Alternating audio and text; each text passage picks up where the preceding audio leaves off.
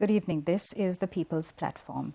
I'd like to start off tonight's show with the words of the Supreme Court in 1992's Amaratunga versus Sirimal and others, also known as the Janagosha case, where the Supreme Court set out the duties of the Inspector General of Police. Stifling the peaceful expression of legitimate dissent today can only result in the catastrophic explosion of violence some other day. Hence, the obligation cast upon this court by Article 4D of the Constitution to respect, secure and advance fundamental rights would amply justify the exercise of our power to give directions to the police to ensure that they will respect the citizens' fundamental right of speech and expression and will not suppress peaceful protest. We trust, however, that the Inspector General of Police will, of his own volition, issue appropriate directions and instructions to all officers in charge of police stations that criticism of the government and of political parties and policies is per se a permissible exercise of the freedom of speech and expression under Article 14(1)(a). With that, I'd like to introduce our guest on tonight's show, the President of the Bar Association of Sri Lanka, Mr. Saliya Pieris, President's Council. Good evening and welcome to the show. Good evening. Sir, let's begin tonight's show with the government's 22nd Amendment to the Constitution Bill. Now, we know that the citizens of the Republic in whom sovereignty vests have demanded that, among other things, that the President resign for being in moral and legal dereliction of his duties to the people of the Republic, and the people have demanded constitutional reform in that the executive presidency be abolished. And legal experts have also opined that the best way to do this is to very expeditiously go back to or revert to the 19th Amendment to the Constitution. But a cursory glance at this 22nd Amendment to the Constitutional Bill shows that two areas have been specifically dealt with: the Constitutional Council and the independent commissions. Speak to us about the Bar Association of Sri Lanka's views initially on this particular draft bill. Yes. So the Bar Association on the 23rd of April, we presented a set of proposals. And among those proposals were that we should go back to the provisions of the 19th Amendment to the Constitution. So that is essentially to restore the independent commissions and the Constitutional Council, to replace the present Parliamentary Council, because the Constitutional Council acts as a check on the President's powers of appointments to both key posts of the state, that is including the Chief Justice, judges of the Supreme Court, the judges of the Court of Appeal, the Attorney General, the Auditor General, the Secretary General of Parliament, and so on. And also the President's powers of appointments to the independent commissions. We know that there are a number of commissions which are there. Certain commissions which are there in the 19th Amendment were abolished. Now, so it is in those circumstances that we suggested to go back to the provisions, key provisions of the 19th Amendment. But we went beyond that, and we also proposed certain additions. So we suggested, for instance, that you include the Governor of the Central Bank and the Monetary Board in the appointment process under the Constitutional Council. Then we suggested that secretaries to ministries should be appointed on the advice of the Prime Minister in consultation with the Cabinet of Ministers. We also suggested that the President's powers of granting pardons to offenders be limited. Of course, not to take away that power, but to have a system where you would have a check on the President exercising those powers. So that was the basis on which we proposed going back to the 19th Amendment. If I could say, it is 19 plus. Yeah. But now the bill which was gazetted, the 22nd Amendment, in fact we had expressed our concerns to the Minister of Justice before, when we saw the first draft. Now relating to the Constitutional Council, I think one key problem would be the appointment of the non-parliamentarians to the Constitutional Council. Yeah. Because whereas earlier there were now under the 19th Amendment, the composition was 7 parliamentarians, which includes the Prime Minister, the Speaker, and the Leader of the Opposition, and then 3 non-parliamentarians. So the numbers are similar. Yeah. But the non-parliamentarians, what is proposed by the 22nd Amendment, is that they would be the people who are distinguished in public life, but who are appointed with the approval of the majority in Parliament. That's deeply problematic. That is problematic because then, now very often we know that a government is established from among the majority party. Of course. Then the Prime Minister would be from the majority party. Then the Prime Minister's nominee would also be from the majority party. Then you have, if you have 3 persons, then you also have the President's nominee on the a Member of Parliament. Then you have 3 persons who are appointed from the from people distinguished in public life, but who are approved by the majority. So that would mean that effectively the governing party would have control over the Constitutional Council. Now the Constitutional Council is not meant, should not have should not necessarily reflect the views of the governing party, because the whole purpose of a Constitutional Council is to create a check and balance on the President's powers of appointment. Now the history of the Constitutional Council starts from 2001. During the period prior to 2001, there were a series of appointments which were made, which were problematic.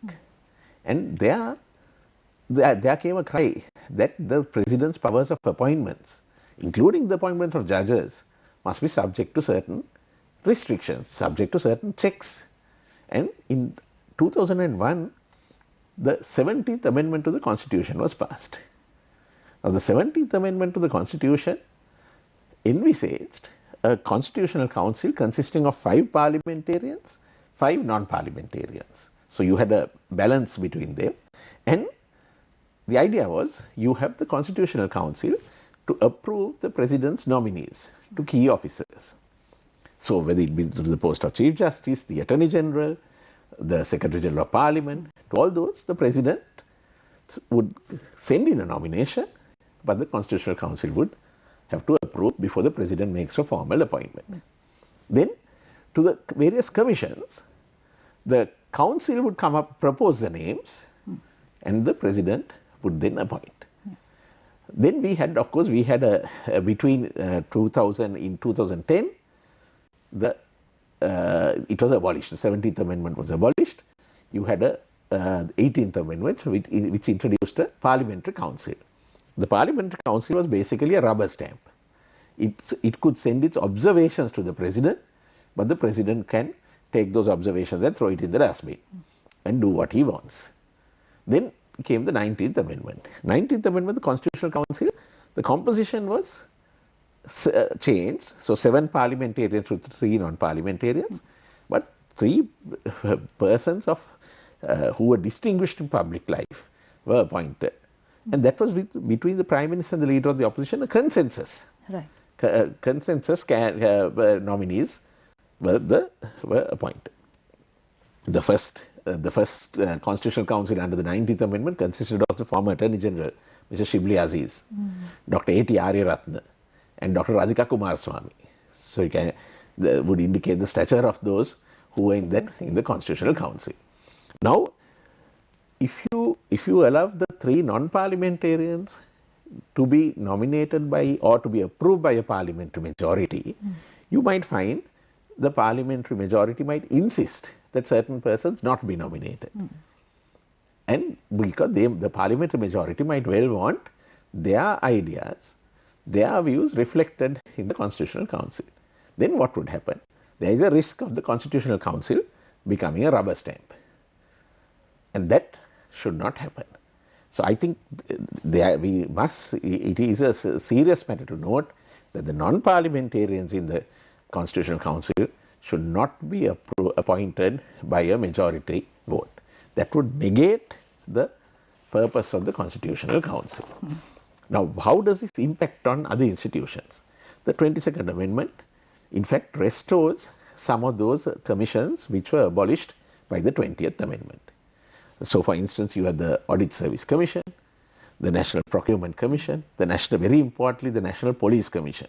We know that the appointments, the appointment process in the police, promotion process in the police is deeply problematic. And this has been there for some time.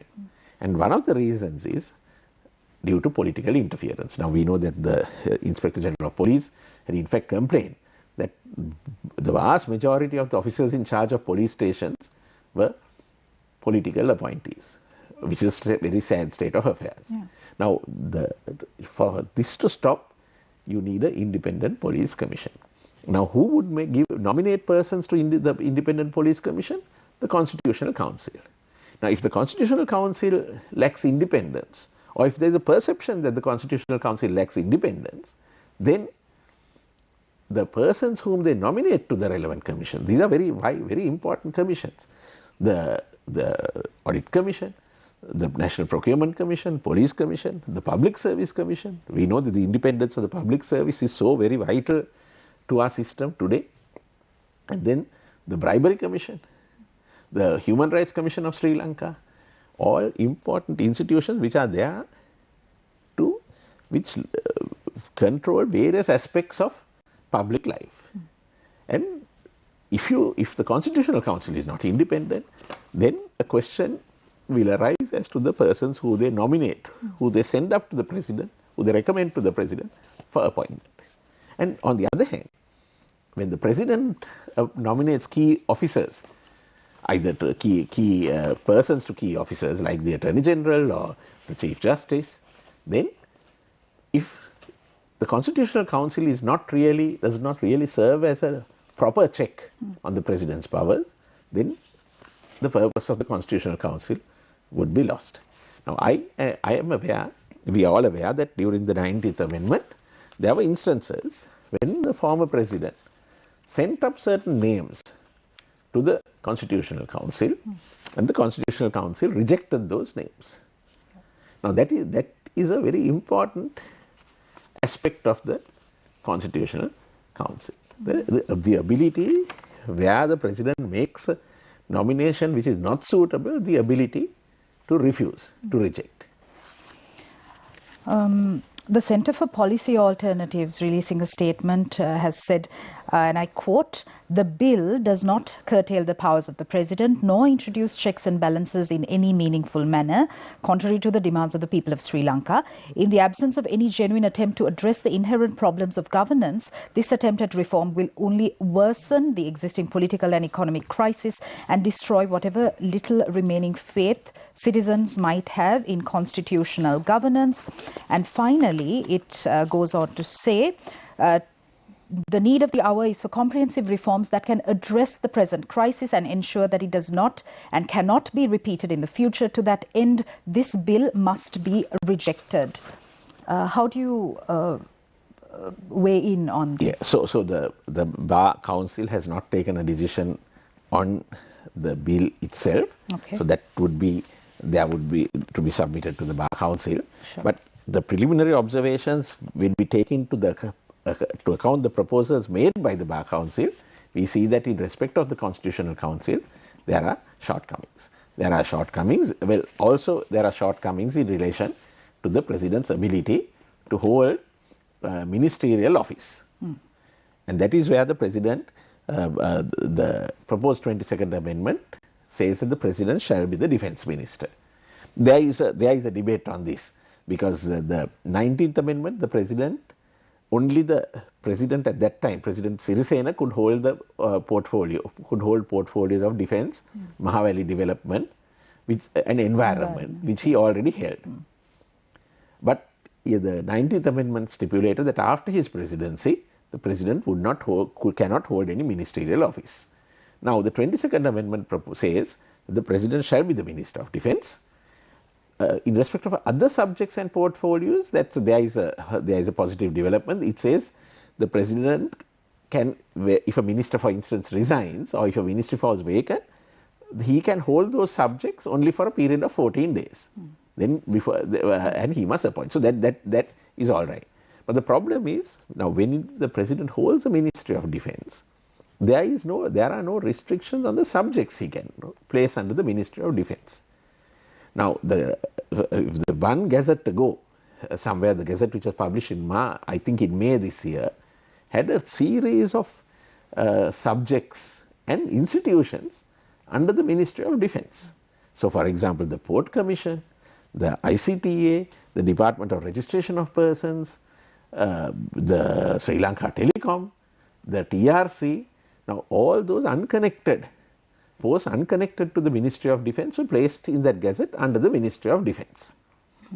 So the risk here is, if the president holds on to the defence portfolio, there is an argument there that he, under Article 4B of the Constitution, that since he is vested with the defence of Sri Lanka, that he should hold the defence portfolio. There is an argument on that.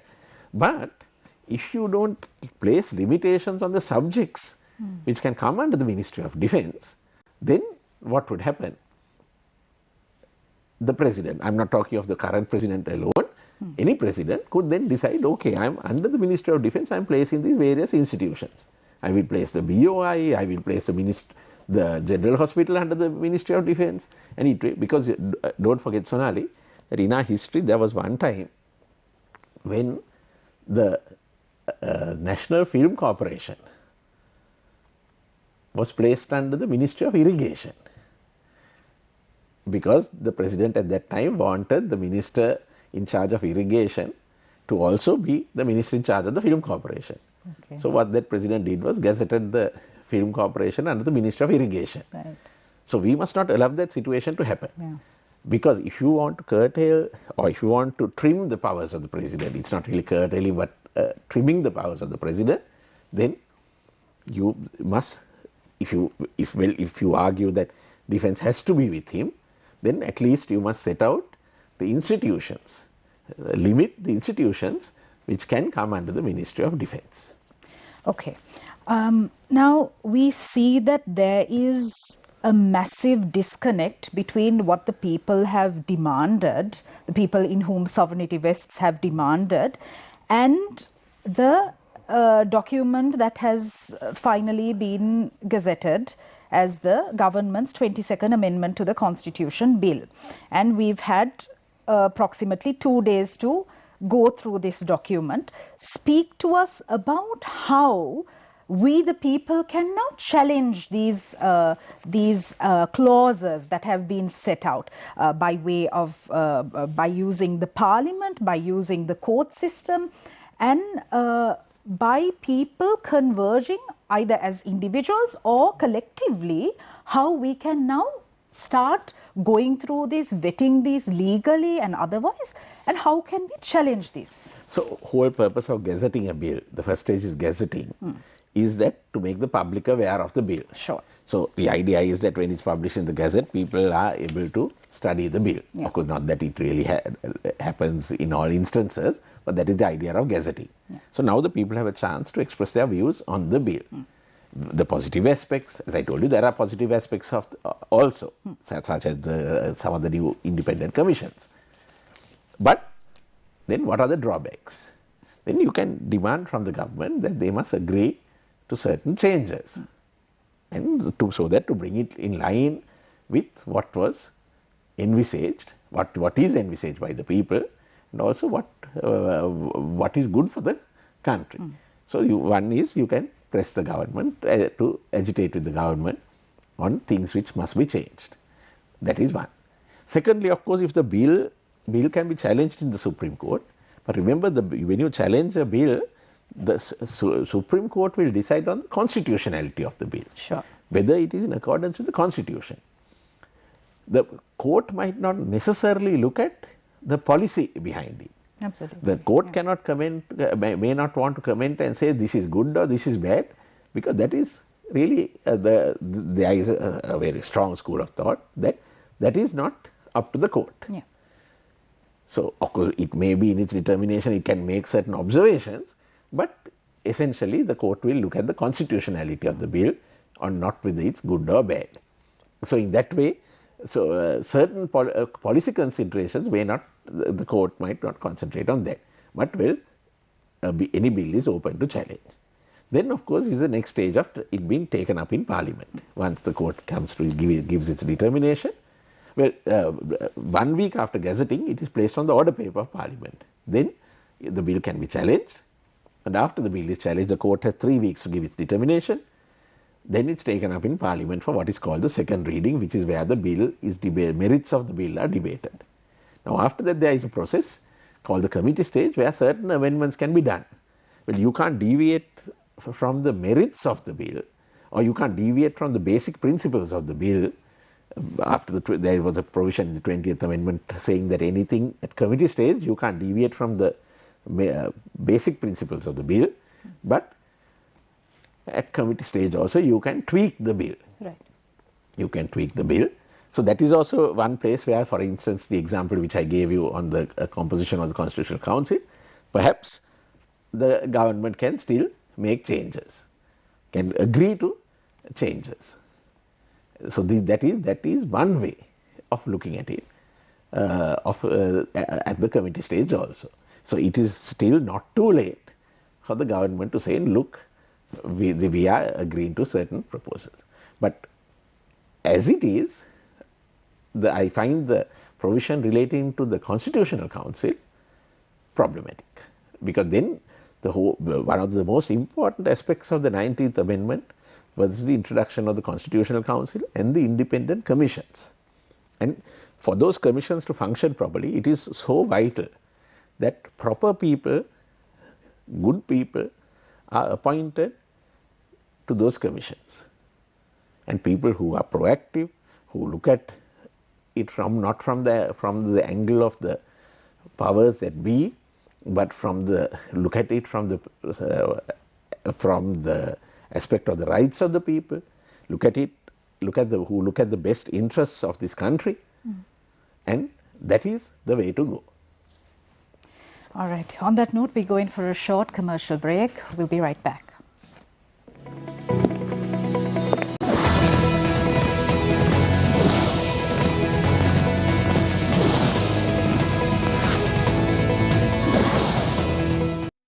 COVID-19 සඳහා ආරක්ෂිත පියවර. ජනයා වැඩි වශයෙන් සිටින ස්ථානයන්හි ගැවසීම මගහරින්න. රෝගය ආසාදිත පුද්ගලයන් හමුවීමට නොයන්න. මුහුණ, මුඛය, නාසය සහ ඇස් ඇල්ලීමෙන් වළකින්න. අනවශ්‍ය ගමන් බිමන් යෑමෙන් වළකින්න. මුඛාවරණය ඉදිරිපස ඇල්ලීමෙන් වළකින්න.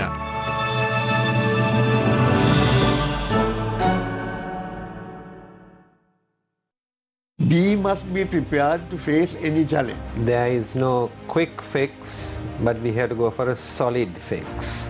Where do you think the Central Bank of Sri Lanka is heading right now? Coming out of the ashes like a phoenix, we will rise. People are fighting for daily survival. We have to restructure our debt, there is no doubt about it. I rather try my best, sitting with the enemy, trying to sort this out. IMF is not the destination. We've heard a lot of political parties over the years over-promising and under-delivering.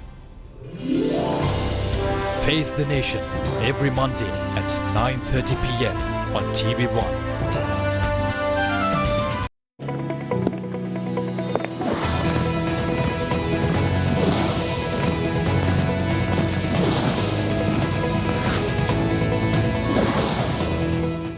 Welcome back. We are in conversation with Mrs. Saliya Pieris, President's Counsel, President of the Bar Association of Sri Lanka. Now, the Bar Association of Sri Lanka in March filed a few cases on the shortage of petrol, diesel, medicine and LP gas. And we see how now the fuel crisis has affected the economy at large.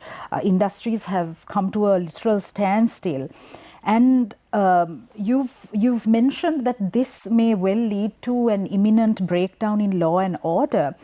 Speak to us, sir, about the importance of making sure that we ensure that the government is held accountable for their actions, their inactions, and how important it is for these cases to proceed in court. So even before those cases were filed in January, we highlighted in a statement the impending, the looming economic crisis. At that time, Sonali, all these were not there, all these shortages were not there, but we warned that these were coming, that there was going to be an impending economic crisis, and we asked the government to get its act together. But well, that did not happen. Then in March, the Bar Association filed 2 fundamental rights applications, the office bearers of the Bar Association, relating to these shortages. And the Supreme Court has granted leave to proceed with these cases. These cases have been mentioned on certain days in order for the state to come up with to tell the court, to inform the court as to what it was proposing to do. Now, yesterday, we filed a motion and a further affidavit where we have brought to the attention of the court all these existing, especially the fuel crisis, and the impact the fuel crisis has on various sectors. So our own sector, the justice sector, we have, for the last 2 weeks, the courts are taking up only urgent and essential matters. Now, that causes hardship to the litigants. It causes hardship to the members of the legal profession. Judges want to work, want to deliver judgments, they find their work impeded. Now, so the justice system is at the moment working at a reduced rate, because only urgent and essential matters are taken up. If you come to Hulstorf, you would see that most of the time only a few matters are taken up. Some cases are just postponed by notice. In the outstation, sometimes cases, even litigants have come, but the cases are postponed because of this huge fuel shortage. So we see the justice sector impacted. You see the exports of this country are impacted. The economy is impacted. In certain places, for instance, there isn't diesel to take the harvest, to take the crop, to transport the crop. And we know how places like the tea industry, shrimp farming, that affects. So the lack of fuel is a very serious problem. So we have filed a motion. We are going to see interim orders from court. So we issued a statement on the 27th of June on the fuel shortage, when the Bar Association has taken serious note of the fact that this impacts on the law and order situation and on the rule of law. If you go to, we all know this is nothing, I think every citizen of this country knows the chaos at the fuel stations in the country, the fighting at the fuel station. We know under what the pressures which the police face. The police are sometimes, they are in a very difficult spot. On one hand, they have issues at home. They are also citizens of this country. They are also facing the brunt of the pressure from the public. So in all these situations, it is necessary for the government of Sri Lanka to tell the people the truth. Now the Bar Association highlighted in our statement on the 27th of June how within a few days different messages were going out to people. So for instance, we were told there were 2 ships coming of petrol on the 23rd, 24th. Then we were told, it's coming the next day. Then the next day we were told, we will be told in the afternoon when it is coming. Then suddenly we were told, it's not coming at all. Now again, we found the same thing a few days ago. You had a former minister, a member of parliament, who said by the 10th there is a plan for there to be fuel supply. We are happy if that is so. But then the Prime Minister's Chief of Staff said till the 22nd there won't be a petrol ship coming. So now what is we have a huge complaint that the public is kept in the dark. The public is not told of the real situation. Now if you tell the members of the public of the real situation, they can plan their lives. We can all plan our lives. We might need to curtail certain things. But we must know the truth, so that we have a right to, all of us have a right, and this is This is our fundamental right, part of the right to equality in this country, the right to know and to be treated properly. So this is where we have a huge complaint that the government has failed to keep the public abreast of developments. And this is so for a long time. Even earlier in the year, in March, there were fuel shortages, but never has anyone cared that we must keep the public informed, take the public into confidence, tell the public the whole truth, but also it is so very important, Sonali, at this stage, that there is despair in this country, and the public must be also given hope. So this is the basis, and all this impacts on the rule of law. And we, as an association, are interested in law and order in the country. And unless you have the public with you, you're not going to have the rule of law. Okay. And that is so important. We saw the manner in which a group of protesters who were holding banners and placards with slogans critical of the president and the government were removed from the ramparts of the Galle fort by police and army a few days ago. Time and time again, we see these instances where people who are exercising their freedom of speech and expression and their right to dissent are attacked, are arrested arbitrarily. And these incidents keep on happening. Speak to us about how the people can challenge these acts in a meaningful, coherent manner. Yeah, so the 3 incidents which happened, all these happened in the Galle fort. So on the first day, there were some protesters with banners. The police went and cleared them and got them to disperse. The next day, some protesters, including some attorneys at law, some senior attorneys at law of the Galle bar, they also went along. And then we saw this video footage of some army officers, armed army personnel coming and tearing up posters. Now this is totally out of line. Yeah. Totally out of line. The army should not be used to stifle peaceful protests. Firstly, don't call in the army unless the police cannot tackle a situation.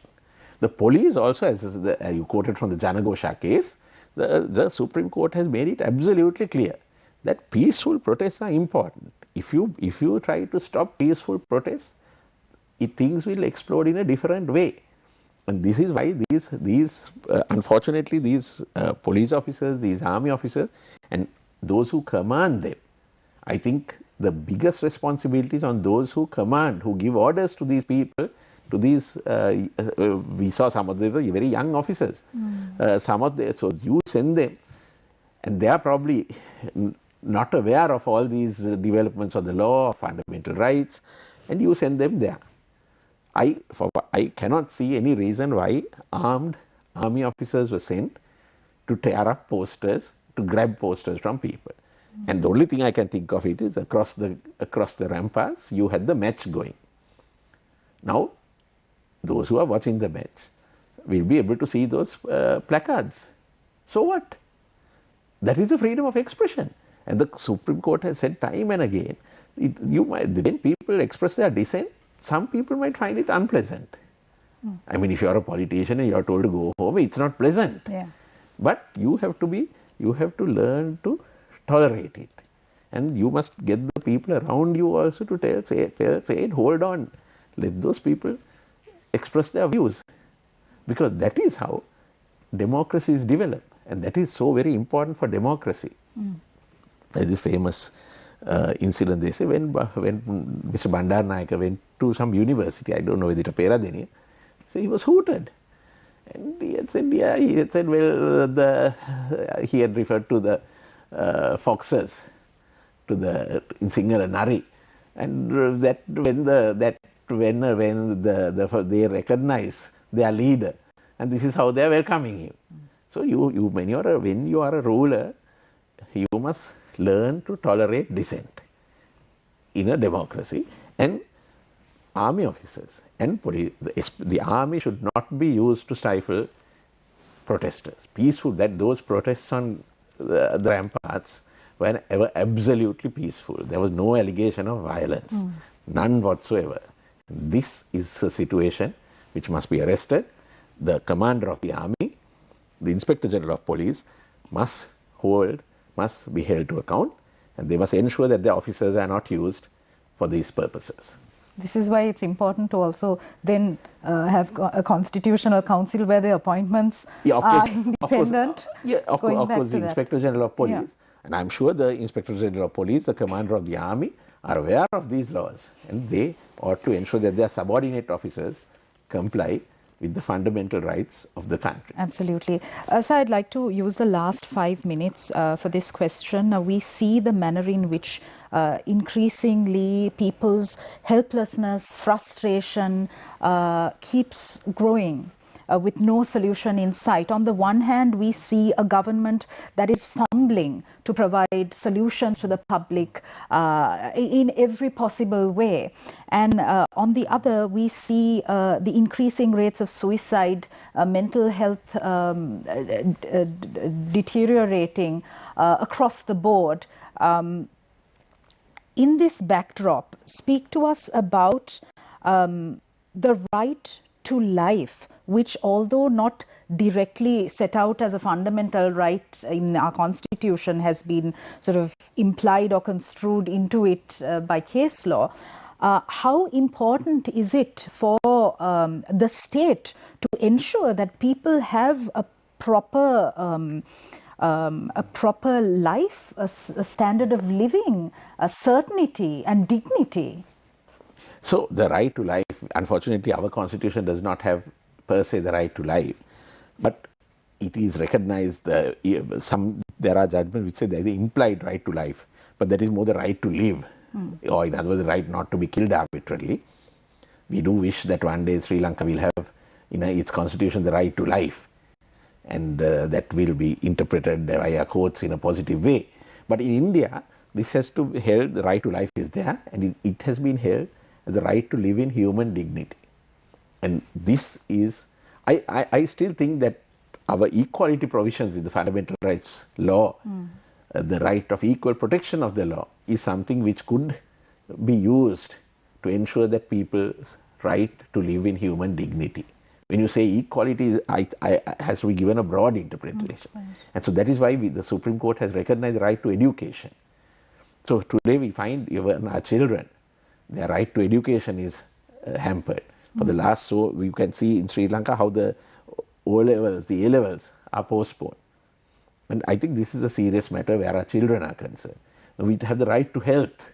Again, not a right enshrined in the Constitution, but I'm sure which could be found expression through the right of equality. You find people dying as a result of the lack of medicine. Actually, we don't have statistics. We do not know in hospitals, but we see appeals from hospitals of the lack of medicine.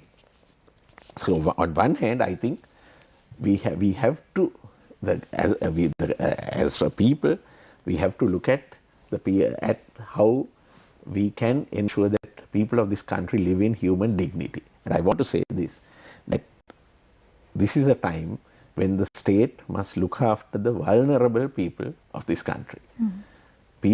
There are many people who are vulnerable, people who are perhaps living on one meal a day. I think certain statistics have shown that there are many families who are living on one meal a day. And this is where I think the state must also look at the vulnerable people of this country. And that is so very important, because if you do not look after people who are vulnerable, if you don't ensure that people are able to live in human dignity, sooner or later that is going to affect all of us, and it is going to affect the rule of law in this country, and it is going to have a huge impact on this country. All right. Thank you very much for joining us on this edition of the People's Platform. President of the Bar Association of Sri Lanka, Mr. Saliya Pieris, President's Council. Thank you for watching us. We'll see you again next Monday with the Sinhala edition of the People's Platform. Have a safe weekend. Good night.